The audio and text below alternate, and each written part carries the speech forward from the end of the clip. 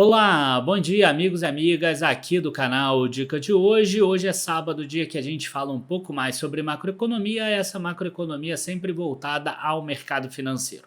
Nesse último mês todo de março, a gente falou bastante sobre geração de renda, falamos sobre rendimentos, dividendos, cupons de juros, falamos sobre empresas que cresceram dividendos 10, 15, 20 anos, falamos sobre as empresas que se pagaram só com dividendos nos últimos 10 anos, fizemos diversos estudos aqui que você pode procurar na nossa playlist.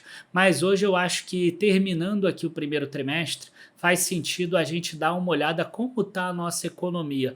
O que está mudando em relação à nossa tese lá atrás de dezembro? O que aconteceu ao longo desse período, já com os dados novos? Será que o Brasil está crescendo? Será que ele parou de crescer? E as contas públicas melhoraram, pioraram? A gente vai trazer tudo isso para vocês aqui nesse vídeo de hoje. E eu acho que vocês vão chegar à conclusão que nem tudo são juros, que é o título desse vídeo de hoje. Antes da gente começar, como vocês já sabem, a gente tem aquela nossa vinheta inicial, que é o tempo de você curtir o vídeo, se inscrever no canal, acionar o sininho de notificação, comentar lá embaixo se você acha que o Brasil vai voar agora ou se ele vai para o precipício, e logo depois da vinheta a gente já começa.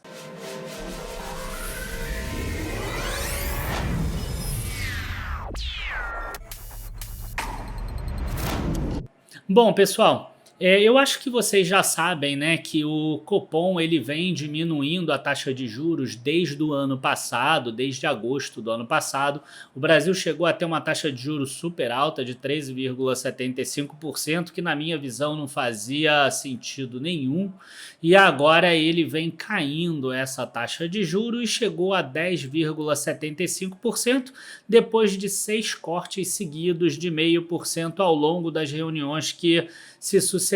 Mas o que acontece? Por que ao longo desse período a Bolsa não está subindo, né? Nesse último trimestre, por exemplo, a Bolsa caiu e teve corte de juros.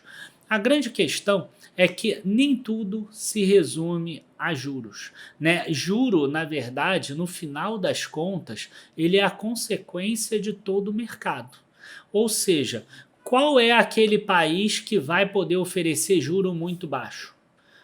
É aquele país que é, por exemplo, desenvolvido. É aquele país que a gente sabe que ele não tem risco, por exemplo, de dar calote na dívida, de ficar inadimplente ou de mudar a regra do jogo, por exemplo, no meio do caminho, né? Então, aquele tipo de país ele vai ser demandado. Na hora que você vê lá a taxa de juro do Japão, inclusive subiu a taxa de juro do Japão, subindo para 0,1% agora, a gente vê que ele, mesmo no período todo que se sucedeu a essa inflação, ele consegue continuar captando abaixo da inflação japonesa. E a gente consegue perceber que os poupadores lá do Japão, eles continuam investindo e continuam acreditando que aquela é uma boa reserva de valor. Por quê? Porque eles têm confiança naquele sistema. Então, eu queria trazer aqui uma palavrinha que é importante na hora que você pensa dívida, na hora que você pensa juros e na hora que você pensa em investir em ações. É importante você ter confiança. Por que as pessoas pagam mais caro, por exemplo, na VEG do que, sei lá, na Wetzel, por exemplo, ou na Recrusul? Né? Porque as pessoas têm mais confiança na VEG.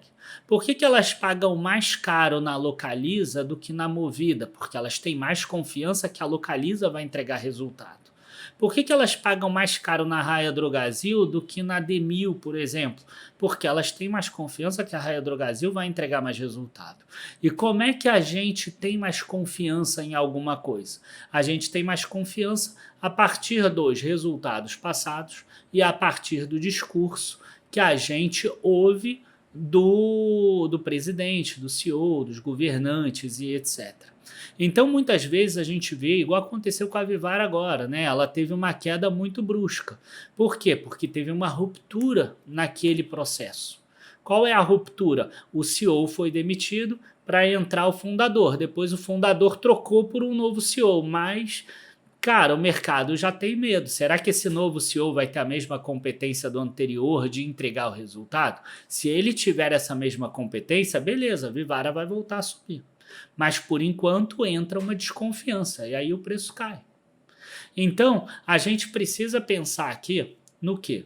O Brasil, assim como a Vivara, por exemplo, ele precisa entregar bons resultados para que as empresas brasileiras também possam colher esses bons resultados e crescerem, né? Agora, é importante também que esse discurso esteja alinhado com aquilo que o mercado quer ouvir, né? Então, vamos dar uma olhada aqui nos números que já saíram ao longo desse período e a gente vai ver que a maioria dos números são bons, mas a gente tem alguns percalços que vão fazer com que o mercado tenha dificuldade de precificar as nossas ações, tá? Então, vamos começar aqui, ó, pelo monitor do PIB, que ele é divulgado pela FGV, o IBRE aqui da FGV.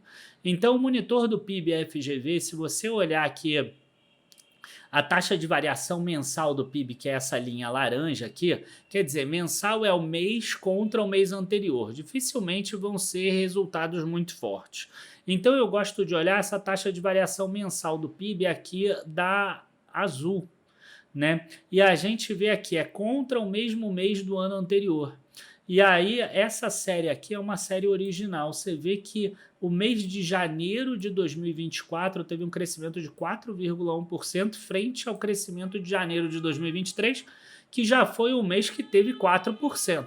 E além disso, a gente vê que no trimestre móvel interanual, findando em janeiro, quer dizer, novembro, dezembro e janeiro, contra novembro, dezembro e janeiro anteriores, o crescimento foi de 3% aqui. Então, é um crescimento bastante expressivo, é um crescimento bastante forte, que está fazendo com que o Boletim Focus tenha revisões do PIB para cima. A gente está vendo que o Brasil está conseguindo crescer. Agora, a gente pode desagregar isso, porque esse número aqui não mostra muita coisa para a gente. O que vai mostrar para a gente? Por exemplo, o consumo das famílias. A gente vai ver que teve um aumento aqui também expressivo, 3,6% nessa taxa trimestral móvel. Então, o Brasil como um todo cresceu 3% na taxa trimestral móvel. E o consumo das famílias cresceu 3,6%. Você vê que até produtos semiduráveis que estava vindo negativo ao longo de 2023 já virou para positivo. E essa é uma boa notícia. Agora, o que a gente está vendo aqui de grande consumo das famílias? A gente está vendo muito impacto de serviços, tá? Então, serviços têm sendo importantes, principalmente importação de serviços financeiros e segmento relacionados a telecomunicações. Entenda isso como abertura de contas no exterior, serviços financeiros no exterior e, além disso, Netflix, Disney Plus, Star Channel e outros aí, tá? Quando a gente vai para a formação bruta de capital fixo, que é algo que é muito importante, porque o que é a formação bruta de capital fixo? Nada mais é do que o investimento que existe. Por quê? Porque na hora que você compõe o PIB, você tem ali a balança comercial, que é exportação menos importação, você tem o consumo das famílias, que é quanto eu e você que está nos assistindo gasta, a gente tem o consumo do governo, que é quanto o governo gasta, mas a gente também tem quanto as empresas gastam para conseguir aumentar a produção delas, porque elas imaginam que no futuro elas vão vender mais. Essa é a formação bruta do capital fixo, ou seja, é o investimento principalmente em bens de capital, que é também máquinas, equipamentos, quer dizer, tudo que vai fazer com que você aumente a tua produção, que você aumente a oferta de produtos. Então, se você tiver muito investimento, além de significar que o investidor, que o empresário ele está mais confiante com o Brasil no futuro, isso também controla a inflação. Por quê? Porque se o empresário ele não tiver confiante, ele falar assim, pô, minha vida está crescendo, mas aquele fulaninho lá, ele vai mudar a regra agora para o meu investimento. Ele vai mudar a regra da debênture, ele vai mudar a regra do CRI, ele vai mudar a regra do CRA, ele vai mudar a regra de tributação, ele vai mudar o meu imposto, ele vai mudar não sei o que lá, eu vou esperar para ver o que acontece. Aí o que acontece? A oferta agregada do Brasil, ela não sobe. E aí, se a oferta agregada não subir e a gente tiver um pico de demanda, a gente tiver um consumo das famílias crescendo, isso vai gerar inflação, porque você vai ter muita demanda com pouca oferta. Vai ser lindo para as empresas vão lucrar para caramba, porque elas vão ficar aumentando o preço às custas do Brasil. Então, é importante que a formação bruta de capital fixo seja grande. Tá? E eu já expliquei isso em alguns outros vídeos, mas a gente percebe aqui, ó, que a formação bruta de capital fixo ficou negativa e bastante negativa ao longo de 2023, ainda está com 0,6% negativo, mas pelo menos a gente já começa a ver sinais aqui de alta. E ela sim é muito mais volátil do que o consumo das famílias, isso é normal. Afinal, uma empresa pode parar os investimentos dela e depois voltar toda, enquanto as famílias elas não podem parar de consumir e depois consumir, sei lá, agora tá difícil para mim, eu vou ficar um mês sem comer, mês que vem entra PLR, aí eu vou lá e como o dobro do que eu comeria. Isso não existe. Esse ano eu não vou pagar aluguel, aí ano que vem eu pago em dobro. Isso não existe. Então o consumo das famílias é muito mais constante do que a formação bruta de capital fixo. Tá? E finalmente aqui exportações, a gente vê, né, os nossos valores aqui com um crescimento muito grande, 8,7%, e o que eu chamo mais atenção é 8,7% sobre uma base que já era forte acima de 10%. Então, talvez aí, ó, o destaque é a exportação de produtos agropecuários. Talvez o agro não esteja tão mal das pernas assim como o pessoal diz, tá? Pelo menos até janeiro não aparece isso aqui nos dados.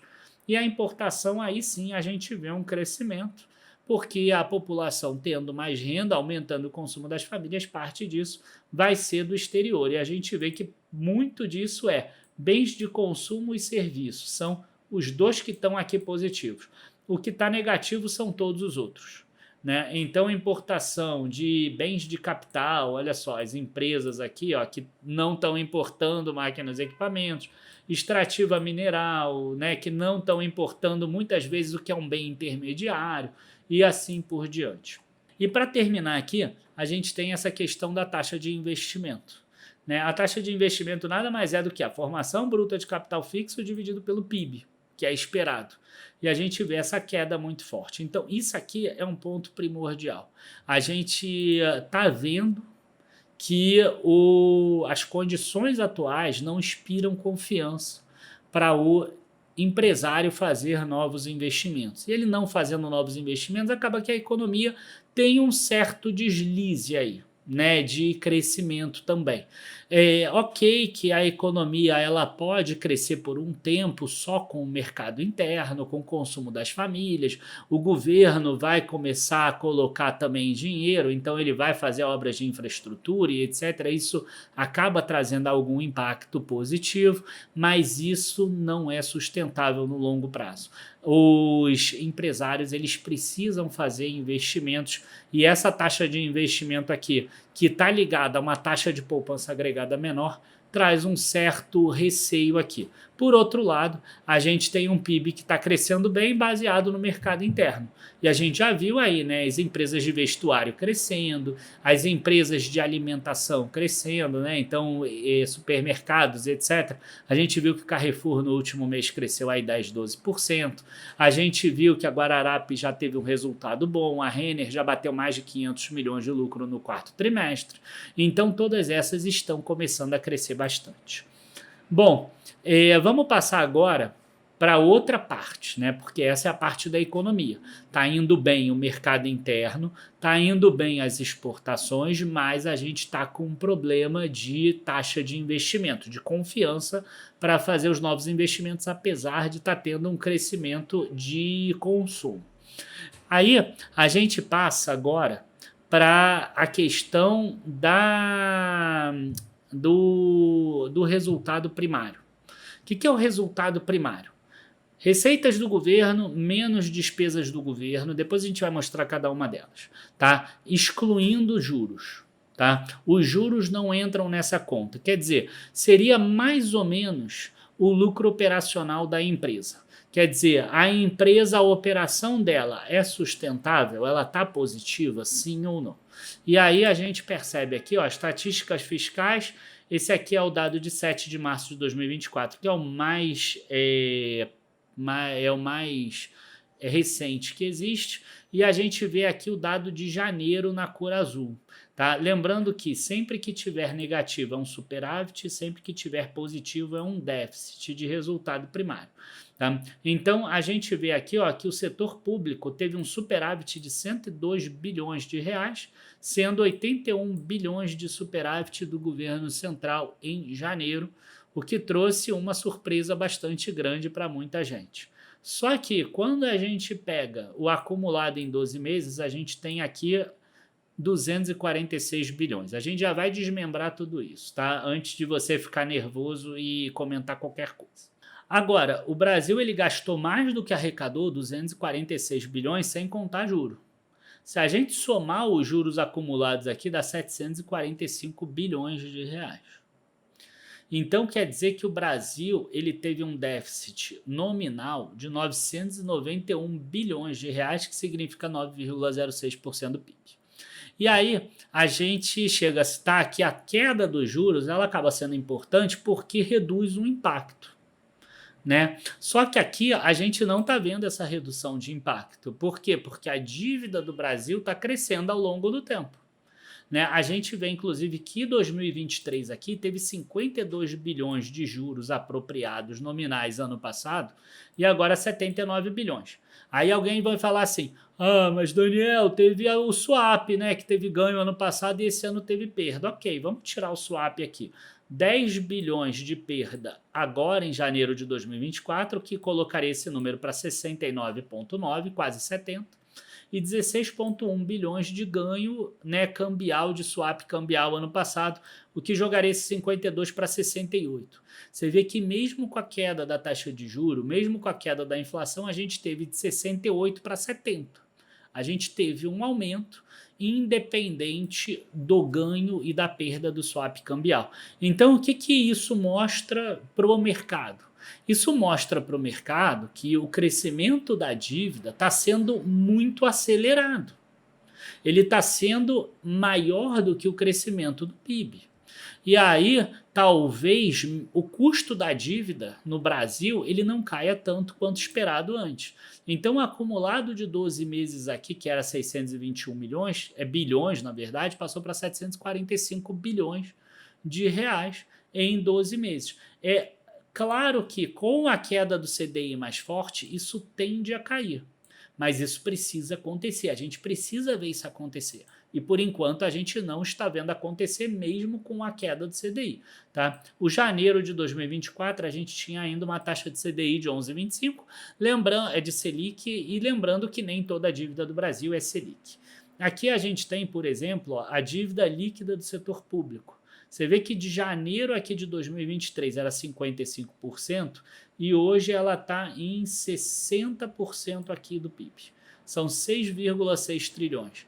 Então você vê que ela está aumentando 6,6 trilhões, impacta aquele juro lá de cima.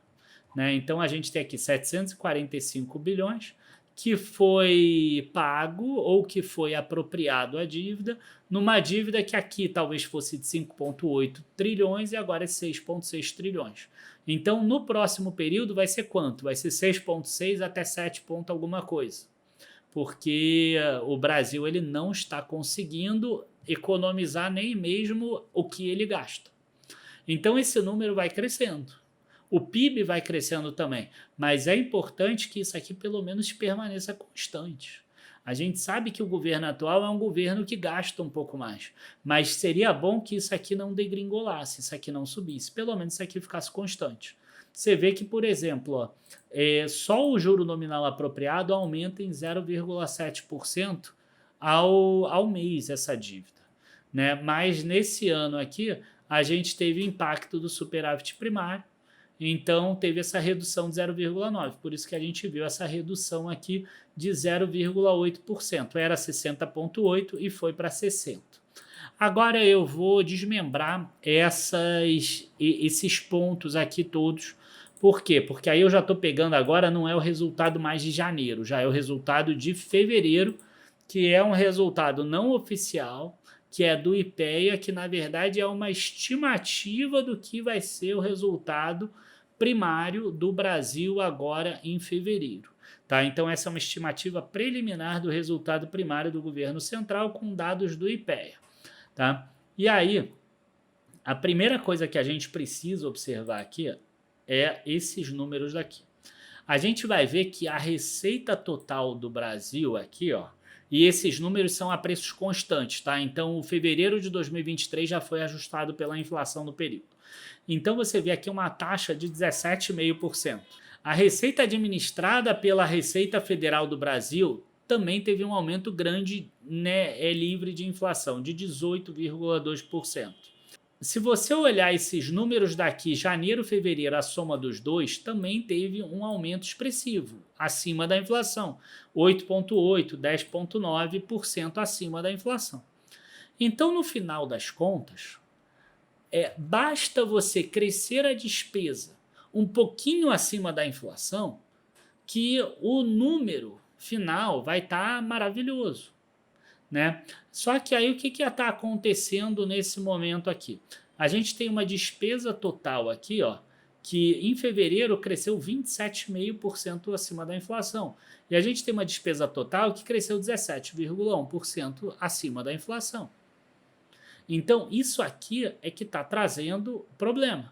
E aí a gente pensa assim, quais são essas grandes despesas? E também vamos falar das receitas, mas benefícios previdenciários, ó, crescendo 5% acima da inflação e 4% acima da inflação. Se fosse nesse patamar, estava lindo, não tem problema nenhum. A receita da Receita Federal está crescendo 10,9%, e aqui, ó, encargos está subindo 3%, benefícios previdenciários está subindo 4,9%. Agora, a gente tem outras despesas obrigatórias aqui, que meteu aqui, ó, 145% de alta, né? Que meteu 79% aqui de alta. Tá? Então, essas despesas aqui é que estão fazendo crescer esse 17%. Eu sei que vocês devem estar curiosos para saber essa despesa, então eu vou passar para a despesa e depois eu volto para a receita. Tá? E aí, qual é, quando você desagrega o valor aqui das despesas, o que trouxe esse impacto tão grande? Tá? O que trouxe foi esse 4,3,08, que são sentenças judiciais e precatórios. Tá? Foram 29 bilhões de reais que foram pagos agora em fevereiro. Então, esse número de precatório aqui, tá? Por mais que aqui, ó, despesas do Poder Executivo sujeitas à programação financeira, subiu 18%, subiu acima, mas o que impactou realmente foi esse precatório aqui. Esse precatório a gente sabe que não é algo que vai acontecer sempre. Tá? Então, é um ponto aqui que vale a pena a gente ir observando nos outros meses. Você vê que em janeiro, por exemplo, não teve precatório, né? Porque se janeiro e fevereiro somado dá 29,8 bilhões e aqui foi 29,5, quer dizer, 300 milhões não tem problema nenhum. Não vai afetar essa linha aqui, porque isso não faz diferença nos resultados do governo.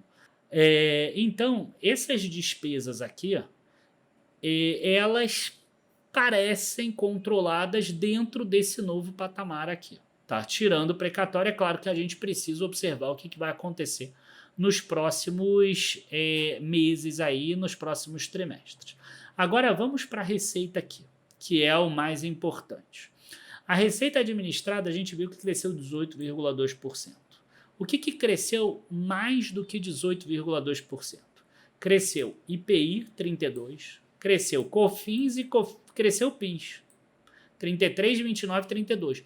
Essas três receitas aí, elas são receitas que são colocadas exatamente em cima do valor da venda.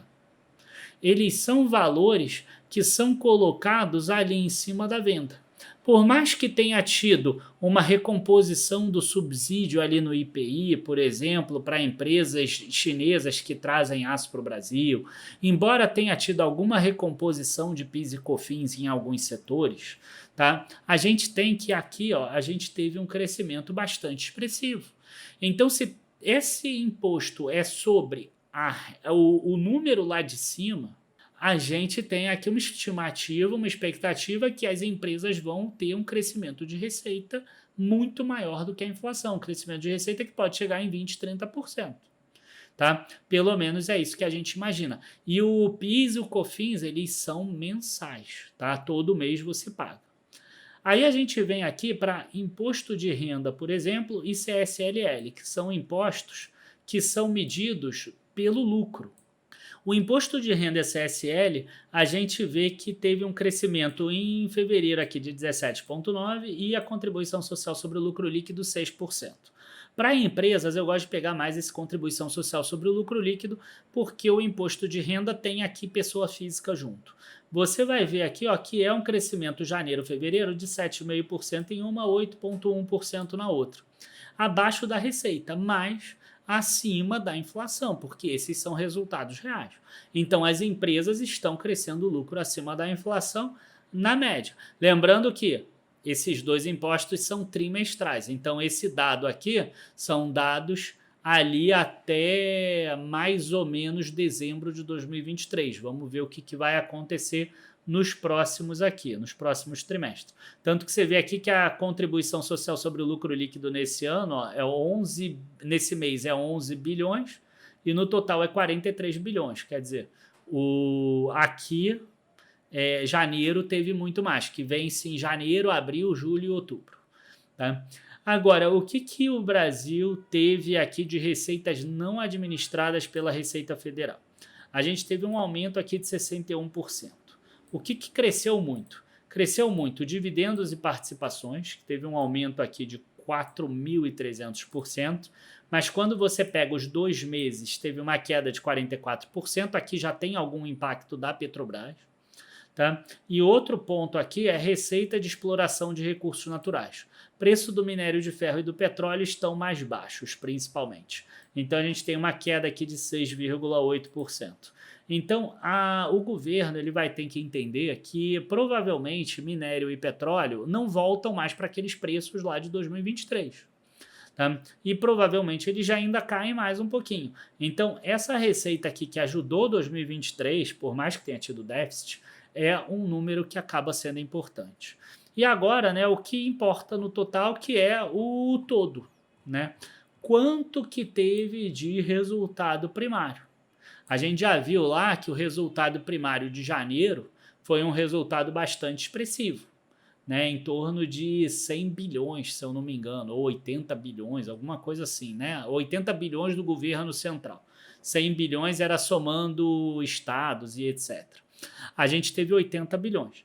E agora, em fevereiro, a gente tem esse número daqui, um déficit primário de 61 bilhões, que é muito maior do que o déficit primário de fevereiro de 2023, que foi 42 bilhões. Tá? Um déficit primário em fevereiro é mais do que esperado, porque não vence imposto de renda à pessoa jurídica e contribuição social sobre o lucro líquido. Como eu mostrei, é normal que tenha uma queda da receita. Mas 61 bilhões é muito alto para esse mês aqui. Então, a gente vê, né, uma receita líquida de 129 bilhões e a gente tem uma despesa de 191 bilhões. Nesses 129 bilhões já está excluindo o que é transferido para estados e municípios, que está aqui nesse item 2, transferência por repartição de receita, que cresceu, inclusive, 10,9% acima da inflação também. Tá? Então, o Brasil, em janeiro, fevereiro, ainda tem um superávit primário, mas em março isso vai cair, porque março também não tem imposto de renda e nem contribuição social sobre o lucro líquido. Então, esse número já deve ser negativo. Não dá para ter, enfim, né, números negativos na ordem de 50, 60 bilhões todos os meses. E aí, o que acontece? Né? O ano até agora, 255 bilhões. Muito próximo do que era no final do ano passado. Esse número tinha que estar começando a cair, né? Mas ele não está cedendo. E aí, se ele não está cedendo, a expectativa do mercado, pelo Boletim Focus, é 0,75% do PIB. Se a gente trabalhar com PIB aí de 12 bilhões, que já é otimista, a gente está falando desse número aqui ser no máximo 90 bilhões. De acordo com o orçamento, esse número aqui no final do ano tem que ser 10. Então, o mercado ele fica com certo medo. E ele ficando com certo medo, o que acontece com as curvas de juros? A taxa de juros sobe, né? E aí não adianta nada a Selic cair. A gente já experimentou isso lá atrás, em 2014. Em 2014, a Selic estava caindo, Tombini estava lá caindo a taxa de juro, e cara, e a taxa futura só subindo. Então o Brasil não adianta cair a taxa de juros se ele não conseguir se financiar com essa taxa de juros que ele está colocando. Não adianta ser uma taxa de juros falsa, ou ele resolver subsidiar todos os setores da economia. Tá? Então, esse é um ponto de muita atenção. As despesas, ok, pode ser um pouco mais alta, não precisa ser igual era lá o crescimento zero e inflação, como era no Temer ou como era ainda a regra lá na época do Bolsonaro. Né? A gente viu que isso tira também um pouco de dinheiro da economia, mas ela também não pode crescer tanto acima da receita assim. Esse é um ponto de muita atenção e que a gente precisa ficar de olho, tá? E se isso não acontecer, o que vai acontecer? As empresas devem ter um crescimento de receita, devem ter um crescimento de lucro, deve ter tudo isso, mas como a taxa de juro futura não vai cair, o efeito desse crescimento de lucro vai ser muito menor do que seria. E aí você vai ter empresas ali crescendo 10% lucro e a ação dela vai crescer só 10%. Aquele efeito da alavancagem financeira, da alavancagem operacional e etc., que a gente tanto fala e que é importante e que faz, por exemplo, os Estados Unidos crescer absurdamente, a gente vai acabar não vendo aqui. Entendeu? Então é um ponto que é importante, é um ponto de atenção. Não quero botar medo em ninguém, acho que todo mundo deve continuar comprando bolsa, mas também comprando os outros ativos, como a gente sempre fala, mas é um ponto sim de atenção. Bom, pessoal, abraços, bons investimentos. Estamos encerrando esse vídeo de hoje, ficou bem mais longo, né? Eu nem estava vendo o horário aqui e já deu 32 minutos, mas todos os nossos produtos, né? Se você quiser ter análise, preço de compra, preço de venda, de ações, de fundos imobiliários, de renda fixa, de opções, enfim, qualquer coisa, a gente tem um produto específico para vocês. É só você ir em dicadehoje7.com ou você ir aqui embaixo no link da descrição que você encontra aquele produto ideal para você começar a investir com a nossa ajuda, uma casa de análise que já tem mais de 30 pessoas, número 1 da Ambima, com 7 analistas CNPI e APMEC, e reconhecida ali dentro da APMEC também, né? Quer dizer, regularizada, homologada e etc. Abraços, bons investimentos, até a próxima.